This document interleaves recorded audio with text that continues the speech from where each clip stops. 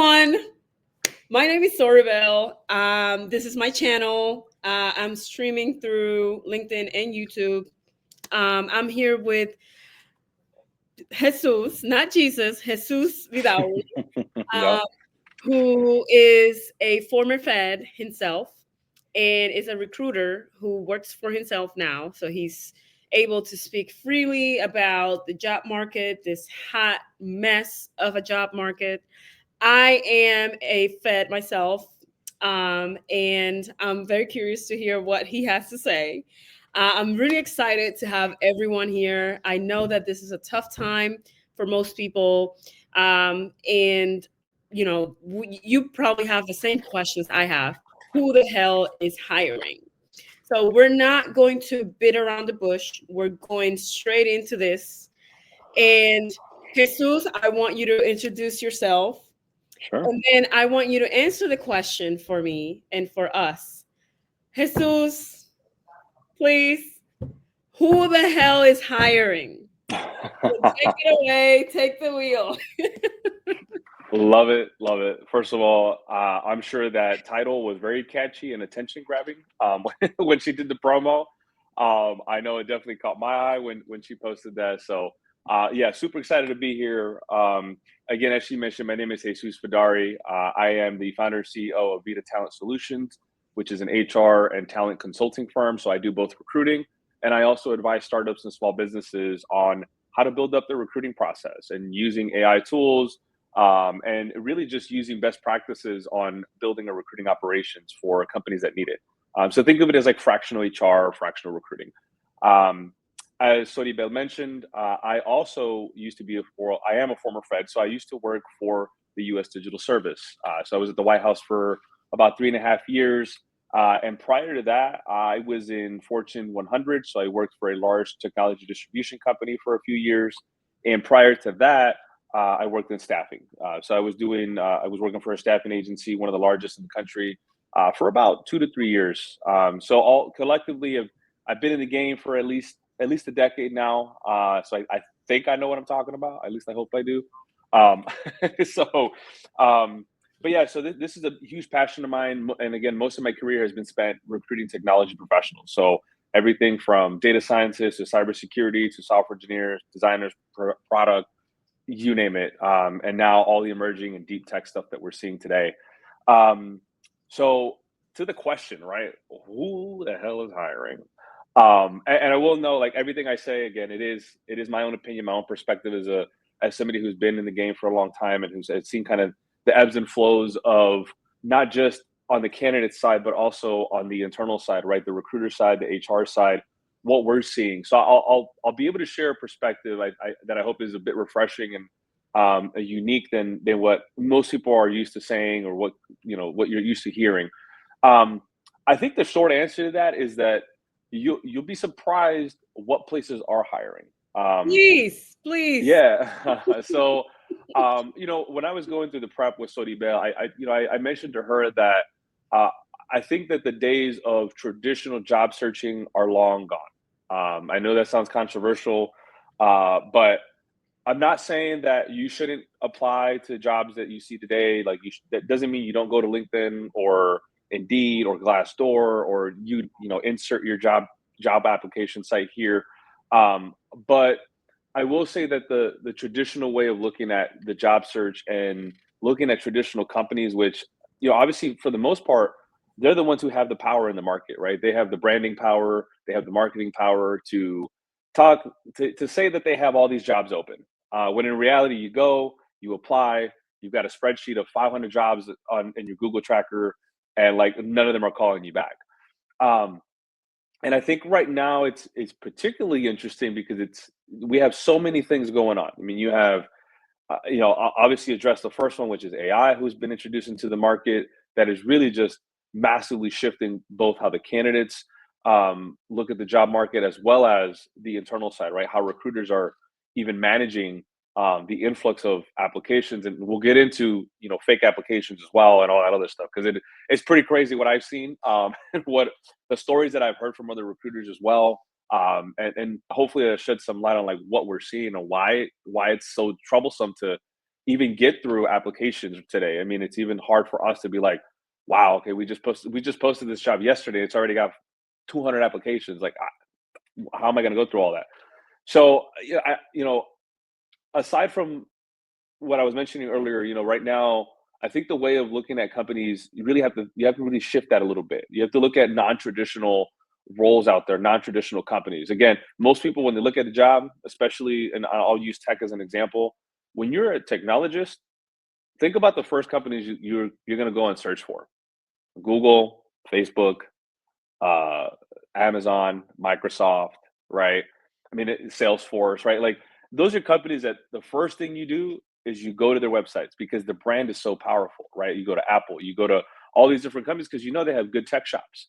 But you may have never even considered that there's smaller businesses and smaller companies out there that, with a little bit of research or non-traditional job boards, you may be able to find those opportunities. Now, on the flip side, there are also startups. I know in the past, startups have always been controversial because they're like, well, it's very risky. How long do they have? What kind of bandwidth do they have? What kind of runway? And where do you even find their jobs? Well, nowadays there's different ways to get in front of those types of employers, right? The startups and the folks who are actually offering salaries, not just equity. So I'm gonna put that out there. So there are startups that will offer you just equity. Of course, like people need a paycheck, so you can't just like take equity and then not have something coming in steady. But there's a lot of companies, especially right now, and this is, again, this is where I spend most of my time, is helping startups and small businesses that are in the startup space. And it is so unique right now because, I mean, you have companies that are making close to 1 million MRR, which is monthly revenue, right? That's kind of wild when you think about it. And most of these companies have just been founded as like the start of this year or late last year. I know there are some out there that are already at billion-dollar valuations, and that's because of AI. A huge part of that is because of AI, right? They're able to build AI native companies from the bottom up, and they're beating out companies like Google and OpenAI and Microsoft, et cetera, et cetera. I mean, they're building on top of their platforms, but when you think about like big companies, when they want to inject new tools and new things into their environment, it takes them a lot because they have to look at, okay, if we put something new in, what's going to break. Whereas companies that are starting from the ground up, they're saying, well, we don't have nothing to stand on, so let's just build what we want from the very get. Um, and so anyway, I to end on that note, I mean, I think you have to really look at places that you may not typically be looking at. There's rocks that have been unturned, and I'll tell you that from experience, as somebody who's kind of seen every industry, right? I mean, I've been in the startup space, I've been in private sector, public sector. I've recruited for fintech, for SaaS, for healthcare. I mean, you really have to think, okay, what do I want to do as a job seeker? First of all, that's the number one thing you got to figure out is, what do I want to do next, or what am I doing now? Um, and the next is, create a hot list of, where would I want to go? What kind of work would I want to do? And then nowadays we have a very good friend that I like to call ChatGPT, that you could do so much research with. I mean, you could quite literally just say, here's the role I'm looking for. Here's the type of industry it is. Here's what I would like to do. Can you find me the top 10, 20 companies that are doing this work? It may throw Microsoft or Google in there, but you may be surprised. They might throw some other companies you're like, I have never heard of this company. And then it'll take you straight to their job board. And that's the power of the AI on the flip side, right? That we can be using as job seekers. So anyway, I'll stop right there. I can ramble, so stop me. But yes, I that we can probably start there and maybe set the tone as we go along. Jesus, your question was, I mean, your answer was great. It was long because now every time you said something, my brain goes into five different directions, and I was even taking notes here because I have a list of questions that I want to ask you, but then I'm like, wait, he said this, he said that. So I think we're gonna need more than an hour, and I'm happy to do a second part if Yeah. people are interested, if people end up enjoying this. But okay, let me go back to my little script, and then we will see what people are interested in. So my second question is, what's the real reason resumes are getting ignored? Mm, Is it AI screening, or are companies just not actually hiring despite posting jobs, right? yeah. Um, so I want you to address the other side, like the recruiter side of things, because we hate recruiters, right? Am I right? We hate recruiters, but I also have some sympathy. And you mentioned, like, there's bad applicants out there, there's bad actors, and so and they're flooded. So I want to be sympathetic to them as well. So please, if you can address why are resumes that are perfect getting ignored, what is it, and then I'll ask you follow-up questions. Yeah. So I mentioned to you on our pre-call about this is that I actually put a video out there. So I do have a YouTube channel myself. Shameless plug. Yeah, So if I any, will add it to the yeah.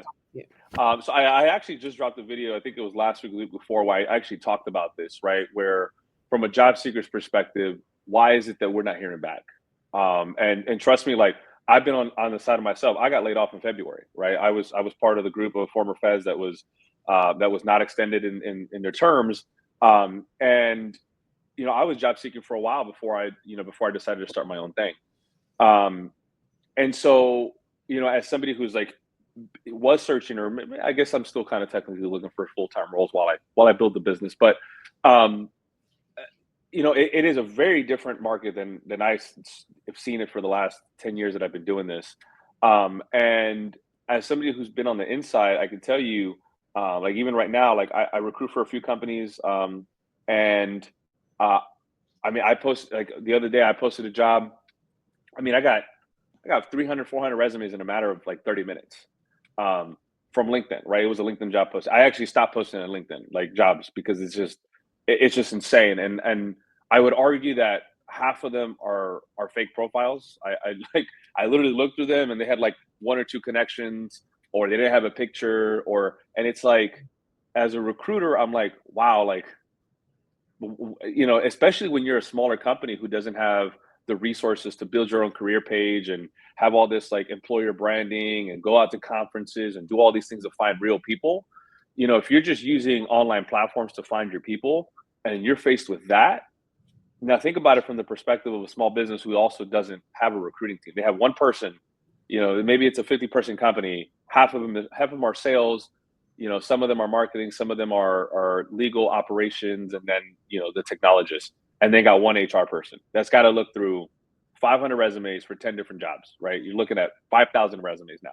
So, um, and they don't have the tools to do the work, right? They're using Google spreadsheets, they're using Microsoft Word. I don't know. It's crazy. I've talked to some HR people. I'm like, how do you even do this? I would spend the money all day to get a tool that can help organize all of this. So that's what we're faced with, right? And that's just like me setting the landscape as a recruiter. Not all teams, right? Obviously, you got armies like Google who has like 100 thousands of recruiters. 100 is probably like that's it's oversimplifying it, but yeah, I mean, that's part of the problem, right? Is you're being overflooded with just junk. Um, and I will say that I don't think that you know I mean, I've gotten this question a lot from job seekers. It's like, should I still apply? Should I still submit my resume? Um, just do it. It's not going to hurt you, especially if you have one that's carved out that looks good.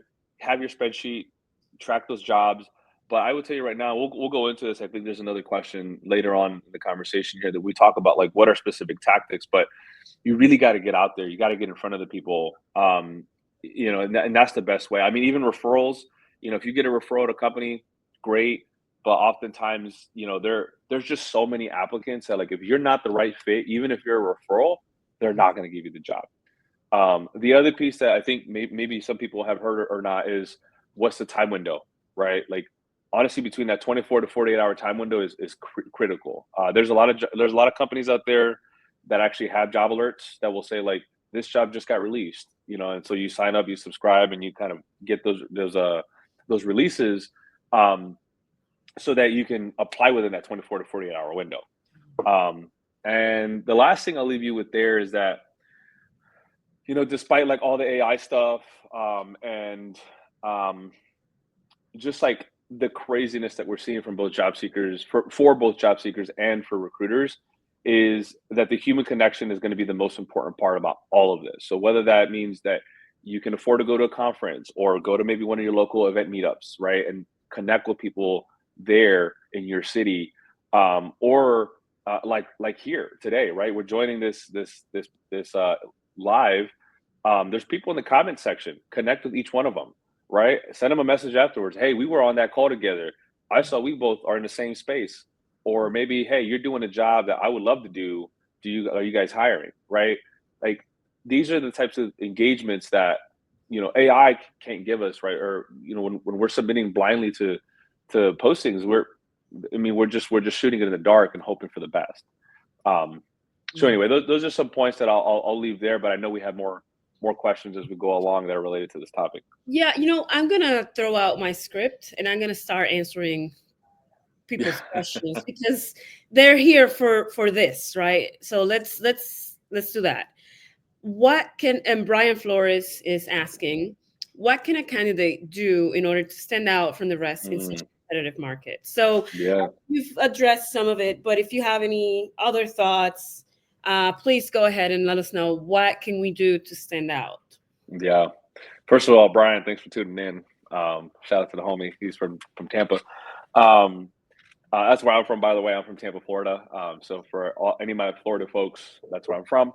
Um, yeah, this is a tough question because it does vary depending on industry. I mean, that's the other thing. I've recruited sales and finance people and legal people before as well. Not where I typically spend most of my time, but I have seen that.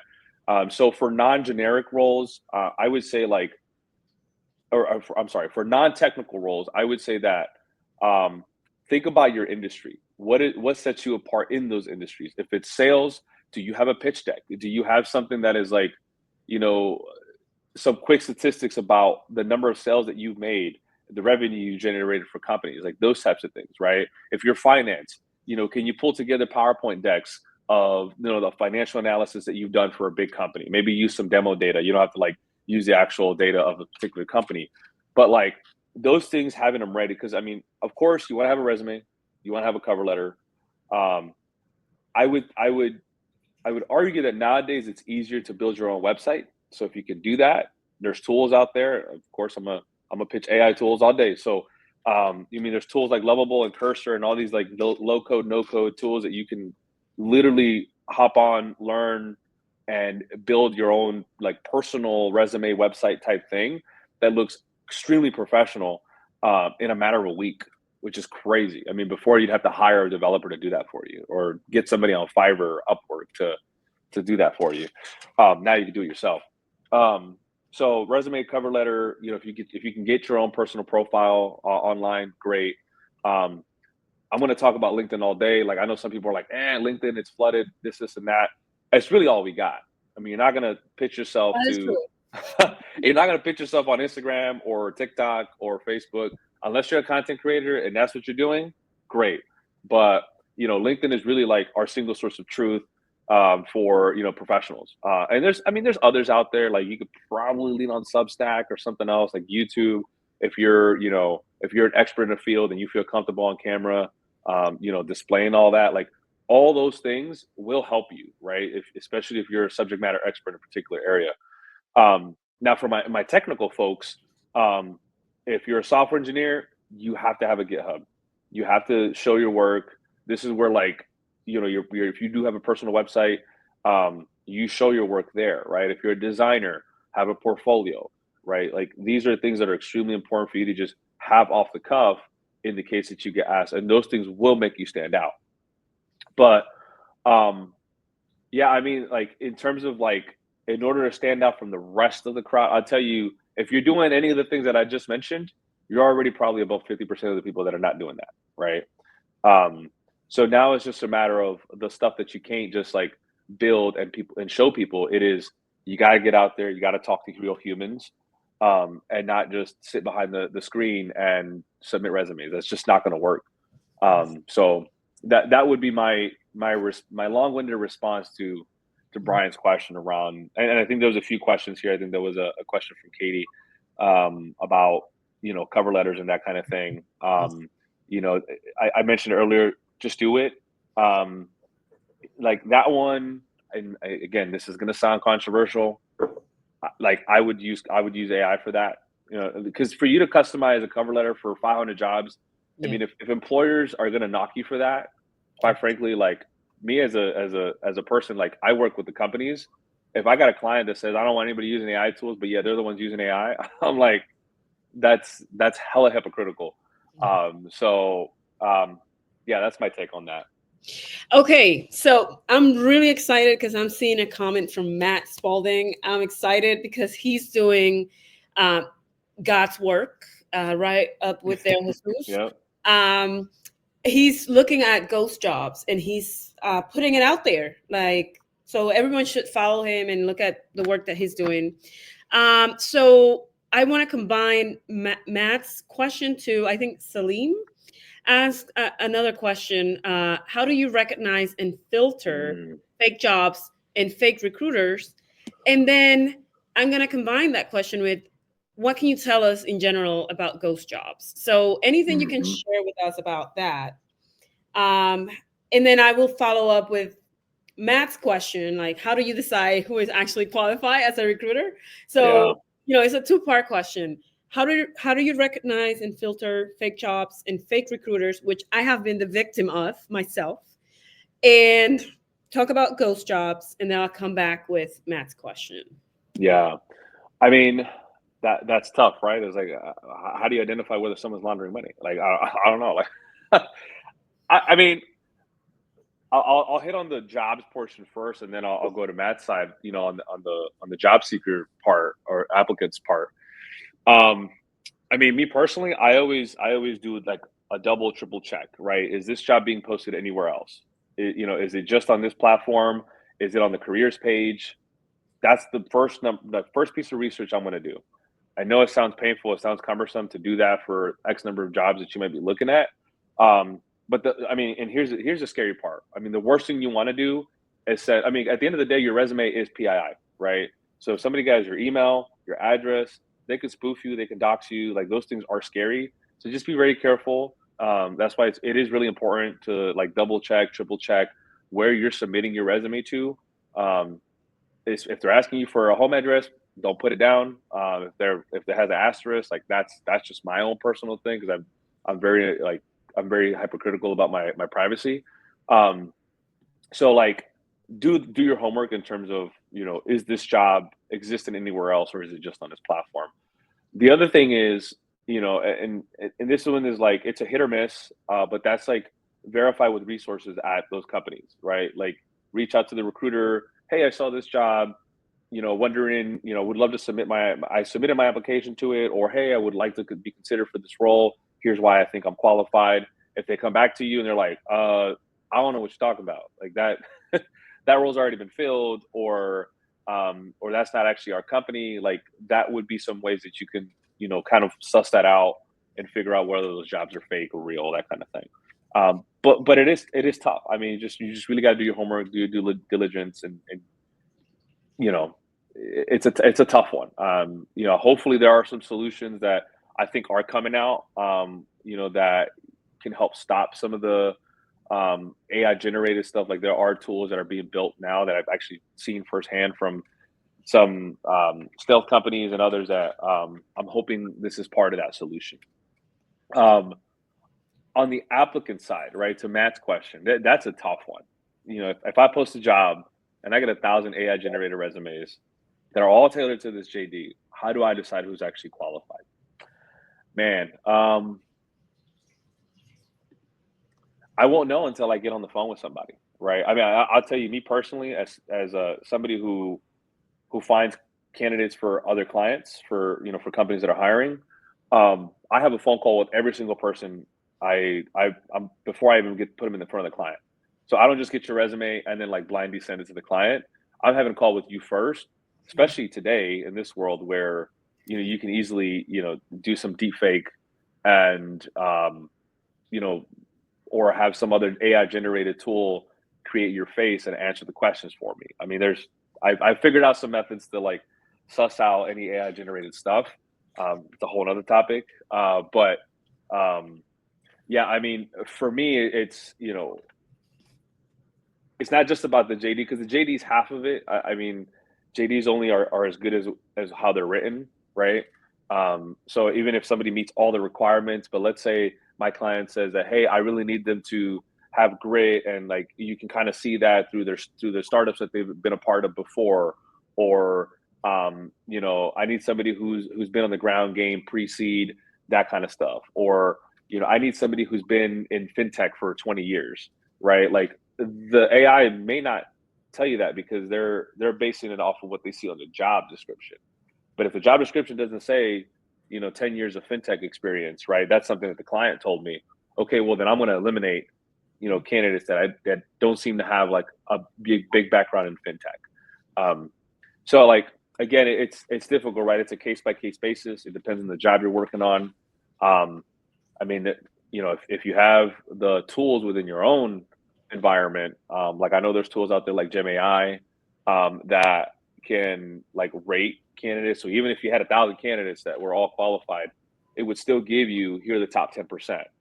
Okay, great. Then I'll focus on the top 10%, and then I'll take a look at the other ones as I get closer and closer. But it is going to be a numbers game, and I'm gonna, at least somebody for like myself, if I had 1,000 resumes and like that tool gave me the top 10%, that means I'm only going to be looking through 100. More than likely I'm going to start chronologically, right? Who are the first ones that came in that are in that top 10%, and then go from there, start screening, do what I can to kind of get through that that load of resumes.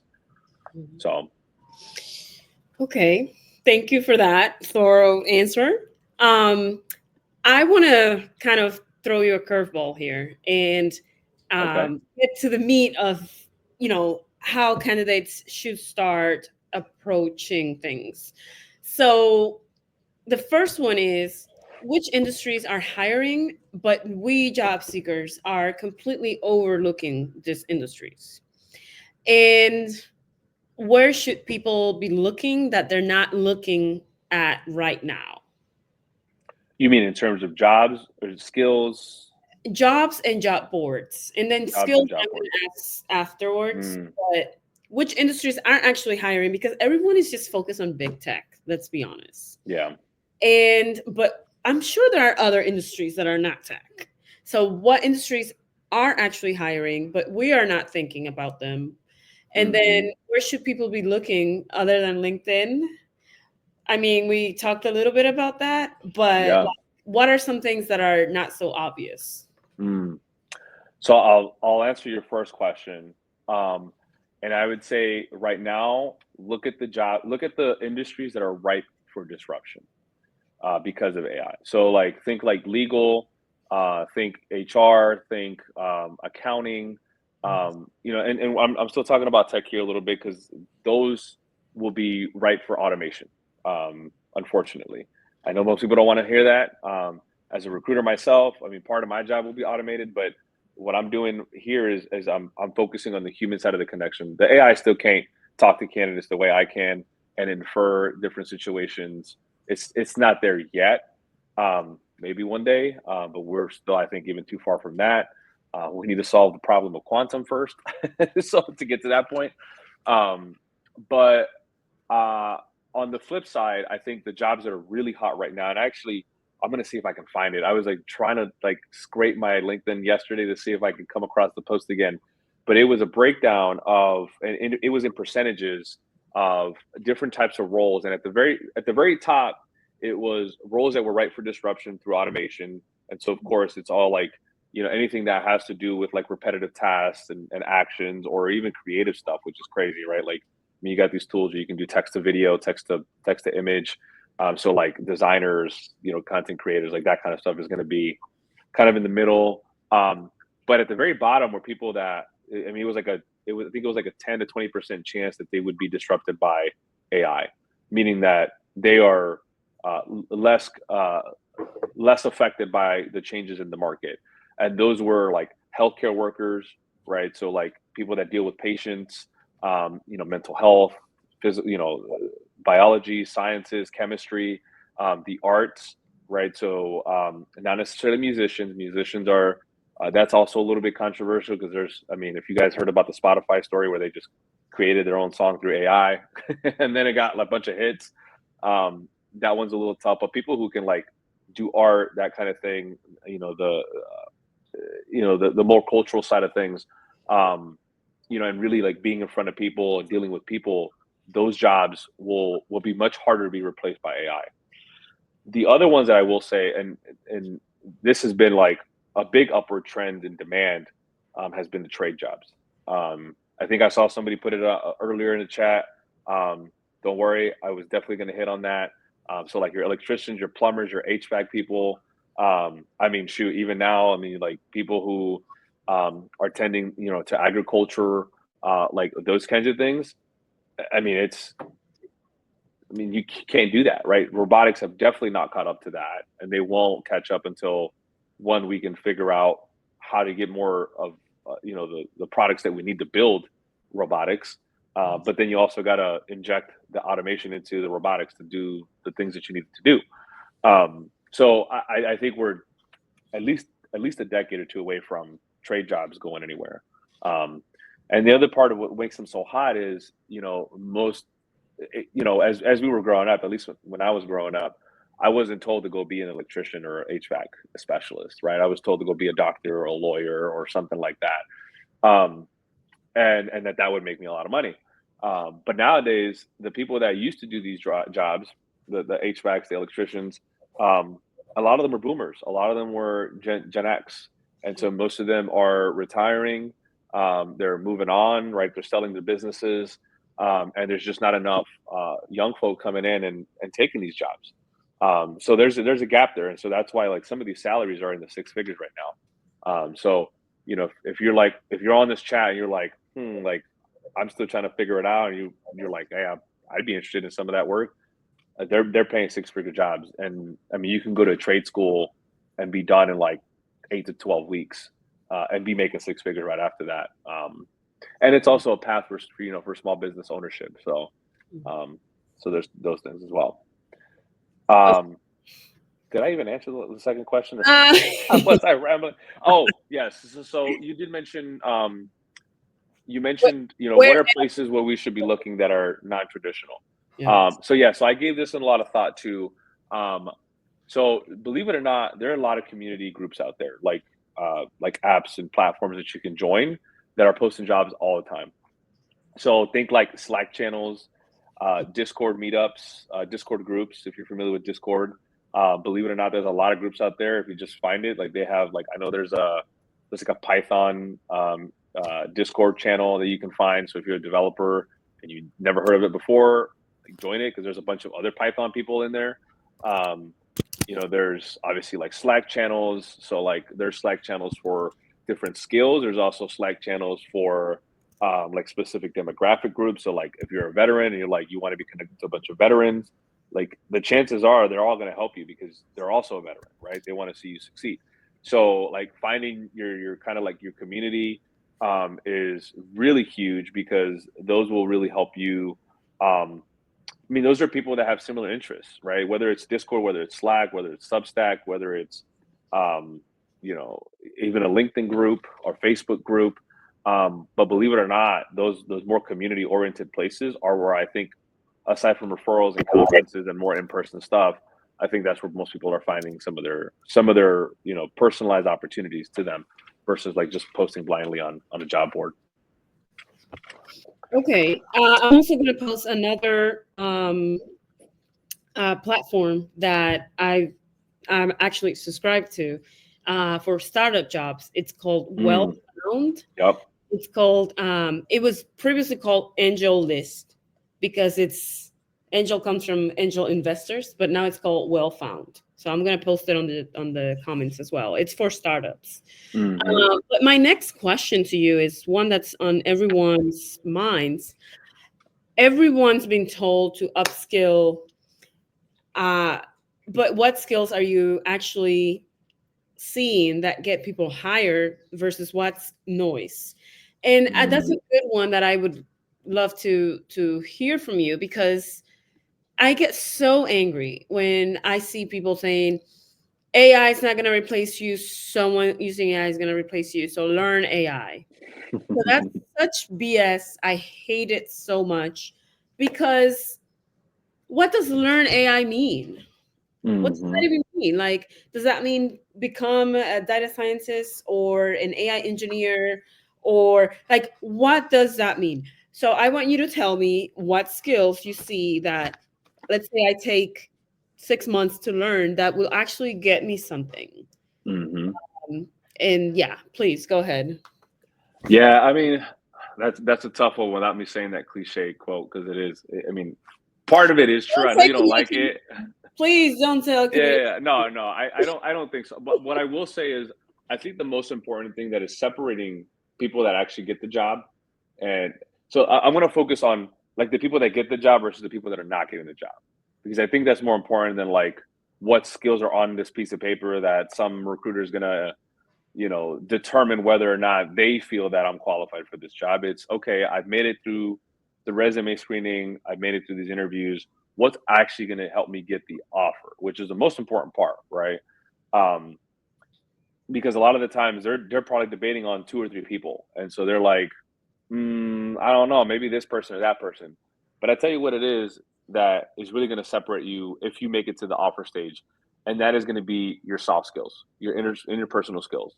Because I tell you right now, if you think that just writing a really dope resume and you've got all the bells and whistles on paper, but once you get there and they're like, damn, he doesn't know how to work with teams.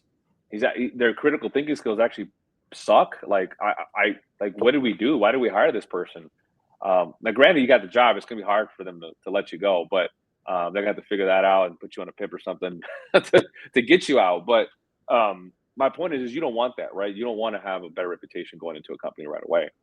But like those types of things are what AI can never take away from us, right? Is our soft skills, our ability to communicate, our ability to collaborate, to think critically, to lead teams, right? To have empathy, those types of things are what really are going to not just make you stand out in an interview, because those things they can be assessed in an interview, right? I mean, they're if the company is good and they have that in their assessment criteria, of course, a lot of the times they'll just ask a lot of questions of like the tech job itself or the job itself, and they never ask you like who you are as a person, which I think is a huge flaw of some recruiters and and some of the hiring managers. But um, yeah, I mean, I think that's the biggest thing is really just focusing on the soft skills. And I know it's like it's not probably what most people want to hear, but I think that like a lot of the other skills, like I can tell you which skills are like hot in demand based off what I'm seeing, like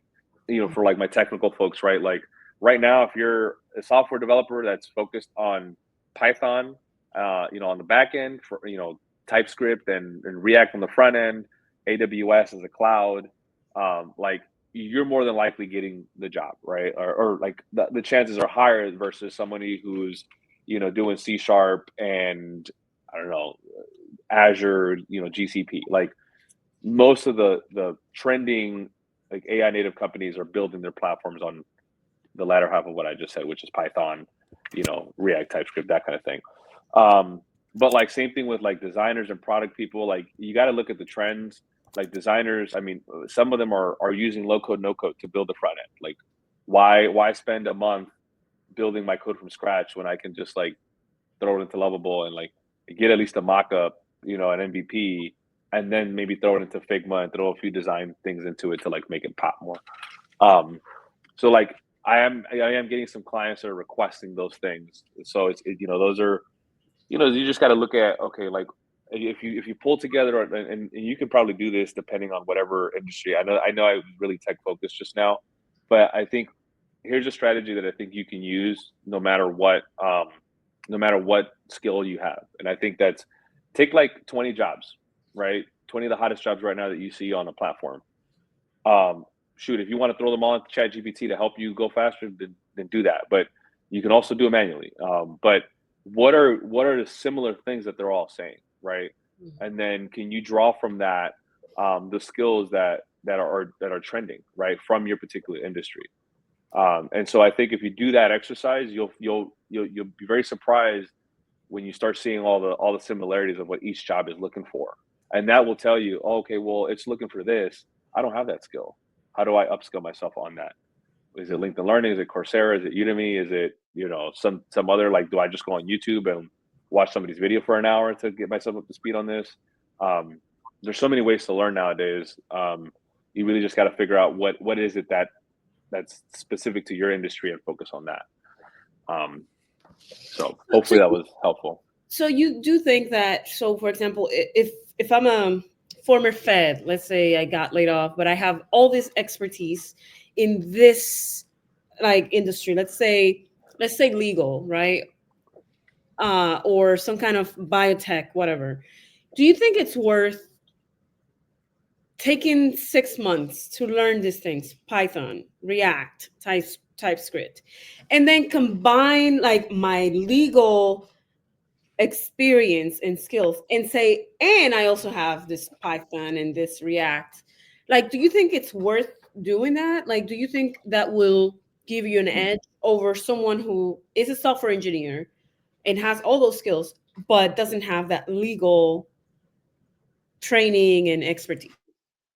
It depends on what you're trying to do next. If you're trying to just practice law, that's probably not a good choice. But if you're trying to join, let's say, a startup that's building a law-based AI tool that screens out documents for court, then yeah, hell yeah, like, right, like, you're gonna come in with a very different perspective than somebody who's just a software engineer, right? So it really depends on the jobs that you're looking for. Now, what I will say, since we're on the topic of former feds, the one thing that I think we as former feds have that no other person can say is the aside from some startups, not every startup is gritty, but the amount of change and constant change, right?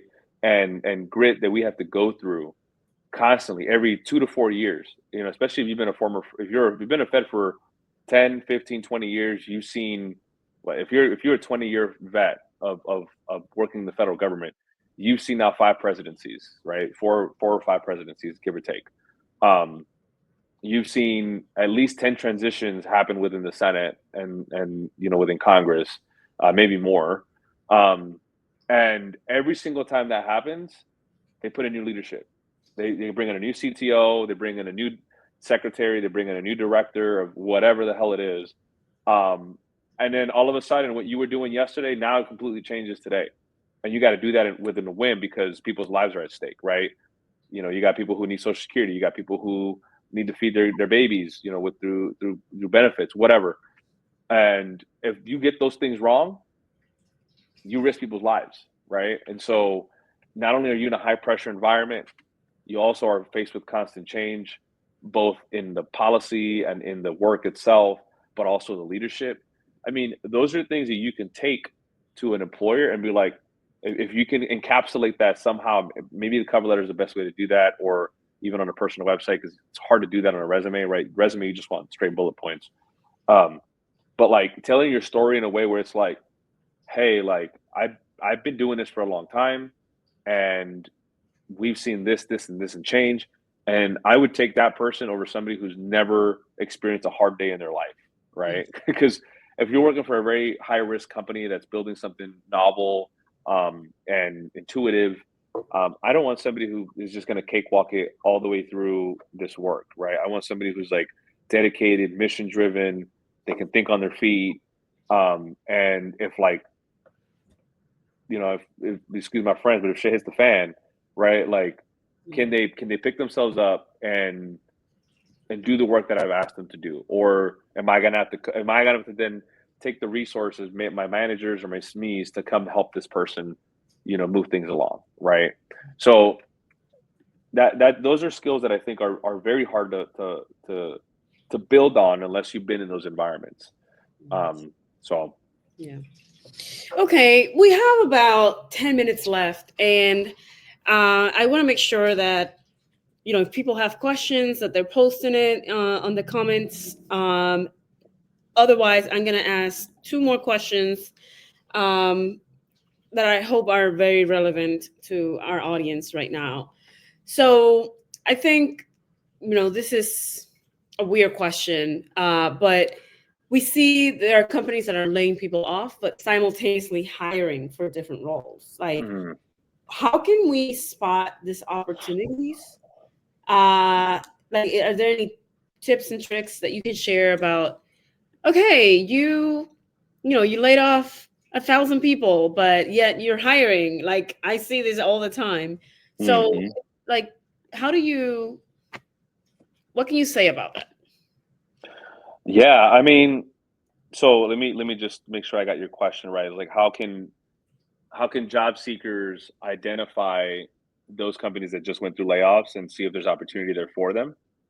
Did I interpret Yeah, that? yeah. Well, the first one, if you want to put this in the chat, is there is actually a layoffs tracker out there, believe it or not. It is a self-funded, I don't know who the guy is, but it's called layoffs.fyi. So if you've never heard of it, this is like, first of all, I'm actually mad that I'm giving this out now because if you're a recruiter on here, um, I'm watching you. May the best person win on snatching talent. But it's actually what I use to find people, right? So like if you go to layoffs.fyi, it's a constant tracker. I don't know what automation he has set up. I think he actually pulls from articles that are posted out there in the ether of the internet. And it tells you, hey, Meta just laid off 10,000 people. Oh, snap. All right, I'm a recruiter. Let me go talk to these 10,000 people that just got laid off because now they might want a job. Um, so like, but on the flip side, right? If I'm a job seeker, I'm gonna go to there. I'm gonna say, oh, okay, well, like this company just laid off people. Um, I wonder. Let me go check the job boards and see what like you can probably find out through that, like what types of skills. Obviously, like as a recruiter, I have other like recruiting tools that I use to find people. But so if you're a regular job seeker, you may not have those tools to then like figure out what skills actually got let go. But you could probably infer that through like LinkedIn or through other sources, maybe articles. Some articles like TechCrunch and Crunchbase, some of those they'll say like, Forbes, it'd be like, oh, they just let go of 1,000 people and half of them were developers. Okay, cool. Like, what's their tech stack? Um, oh, they were a Python shop. Okay, cool. I'm a Python person. I wonder if they got Python jobs open. So then you go to their website and see if, did they repost some jobs that maybe they let go of some people? Because that does happen. Um, but yeah, I mean, there's different ways but I would say like that is like a very big secret. So if you were on here, you kind of got a little lucky to hear that. But, um, or if you're tuning in later, right? I guess for the viewers that watch this later. But, um, yeah, I mean, it's really just sticking close, especially if there's a company that you really want to work for. It sucks sometimes because it's like, well, what are the chances that they're gonna lay me off if I start working there? I think you just got to really, figure out, are they roles that can be repurposed or replaced by something else, and like, what was the reason behind that, right? I mean, I guess it doesn't hurt to reach out to somebody who was laid off. I mean, that might be a little insensitive, but um, there's different ways. It depends on what your strategy is and how you want to get in front of those people. Um, but yeah, I mean, that's probably I guess my long-winded comment to that. Okay. All right. I have one last question for you, and then I'll close with the question that we started with: who the hell is hiring? But my last question for you is: Hmm. if someone's been job searching for more than 6 months with no luck, Hmm. what is the harsh truth that they need to hear? And what should they do differently starting tomorrow? Hmm. I hope this is a question that everyone can resonate with. I hope here, um, has been looking for jobs for more than 6 months. But Yeah, yeah, I'll lead with this as somebody who was in that position. Not I wouldn't say like 6 months, but I kind of got tired of it pretty quickly, and I was like, why not just do this shit myself, right? And that is now is a good time to be a business owner. Honestly, I think building your own thing is probably the quickest path to wealth versus like working for corporate or working for somebody. But like if you haven't ever considered it and you have a skill or a type of job that can be either turned into some sort of fractional consulting or like small business, it never hurts to just have an LLC. And if you want to build on it and you want to build a brand and like really try to find clients or like whatever, do that. But worst case scenario, you could still look for a job, get hired full time, and do some consulting work on the side, or do some, even if it's like, it doesn't have to be consulting. It could be like, an e-commerce shop or something on Amazon, or something on Etsy, or like selling stuff on Poshmark. I don't know. You figure it out, right? Do a YouTube or a podcast, whatever is excites you. But I think like building that for when there are seasons of unemployment, because if you've been laid off once, it could happen again, right? And so you don't want to be stuck in another position where you're like, man, now I got to go back on the job search. It's going to take me another 6 to 12 months to find something. But if you have an LLC, or if you have something that's like, well, I was making a little bit of pocket change here while I was, full time employed. Now you can go back while you're unemployed, still look for a job, and maybe make some additional money on the side. Hopefully, right? Kick that back up, or whatever. Maybe you were still doing it, and it was only making you like a few $1,000s here or there. But if you put some energy behind it, it'll make you a few thousand, like tens of thousands of dollars. Um, then I think that is my first response to anybody. It doesn't hurt. Look at your local laws. What does it take to start an LLC? And just have it, right? Because it doesn't hurt you later. Like, if from an accounting IRS standpoint, like if you didn't make any money on it, whatever, no harm, no foul. Maybe a couple $100 I think that you got to do like for a yearly filing. But other than that, like if you made a couple thousand, great. Like put some extra money in your pocket. But I mean, the harsh reality is, if you're not doing that and you're not bringing any income, you have to find ways to make income, right? So whether that's working at a grocery store, or working at a manufacturing plant, or something that will bring you some income, um, like you have to do that. Still job search, still do that. Or if you're just like not even feel it no more, you're not passionate about it, then career switch, pivot. If you have the opportunity to do that, right? I know not everybody can do that. I'm very empathetic to that, and I'll call that out. But there are grants out there. There are organizations, nonprofits that upskill and train people on different careers, so that they don't feel like they're pigeonholed into one area, and they'll offer financial support. So I guess my long-winded response here is that only you can determine what that wall is, right? And so, and yes, LinkedIn user here, go out, go talk to people. If you're sitting at home moping, that's not going to help you. Nobody's going to come and save you. You got to go save yourself. So, go to a networking event, go to a conference if you have extra money in your back pocket to go. Join meetup groups, find communities that have similar interests as you, and connect with real people, because chances are they may help you grow your business if you're starting one, or put you in contact with somebody who's hiring. You just never know. So you know again, you'll know when you hit that wall and when you hit that point. And if you do, then make that tough decision. But if you still got some gas in the tank, keep pushing. Like don't just give up. It will always be tough, but we'll get through it. So Okay, well, thank you. And we only have 4 minutes left, so I'm gonna reiterate what we started with, which is, Jesus, if you have anything to add, who the hell is hiring? Like, name companies, name industries. yeah, Who the hell is hiring? I'll tell you, I'm hiring.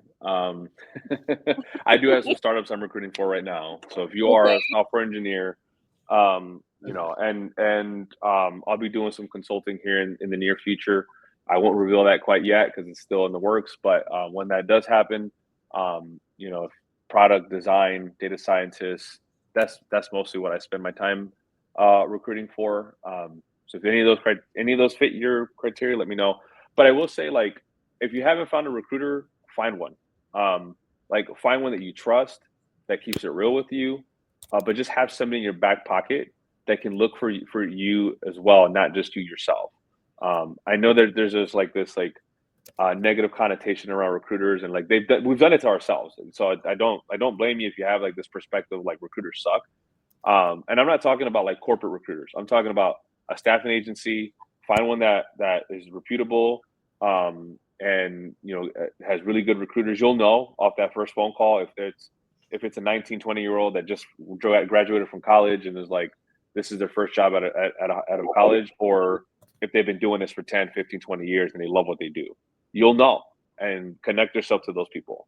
Um, no harm, no foul to my younger recruiters, but if they can show it and they have the grit and they're willing to work for you, then work with them. But if not, you need to find seasoned, tenured recruiters that can actually land you interviews and get you the job. So don't knock that. Definitely find yourself one. Um, and yeah, I mean, like I said, I'm going to be very biased towards startups and nonprofits right now too. There's a lot of that. Like, if you're a government person, a lot of that work has now been shifted into the private sector or to nonprofits or NGOs. So if you're a former government employee, like, look at nonprofits, look at social impact type of opportunities and organizations that still want to make a change, but they can do it on their own terms, not based off what the government can do. And for my non-government people that are in the tech space, even if you're not in the tech space but want to get aligned to the tech space, um, like, I think startups are a little bit less. The reason I push them right now is because I think that they're a little bit less affected by political and economic factors that are impacting the bigger companies, right? So, like, I mean, we've seen it on the news, like the Teslas, the Googles, that, like, they're all in Mhm. somebody's back pocket. So, and like, if something happens in the globe and, like, tariffs hit, for example, then they got to lay off people. So, whereas a startup, they only got 3 people, 4 people, 5 people, maybe a dozen. And there's thousands of startups out there. So you kind of do the math.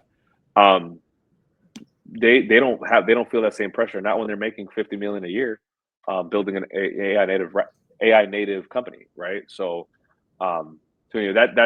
that's where I would steer people. You can look at builtin.com. Actually, that's another one I didn't mention earlier. um, Builtin.com they actually post a lot of startup jobs there as well, believe it or not. And there's a few recruiter marketplaces out there as well, so you'll come across them as they come out. But yeah, those are some bits of advice that I would give to viewers. Okay, can you repeat that? Built in? Is it like Built in, yeah, Mhm.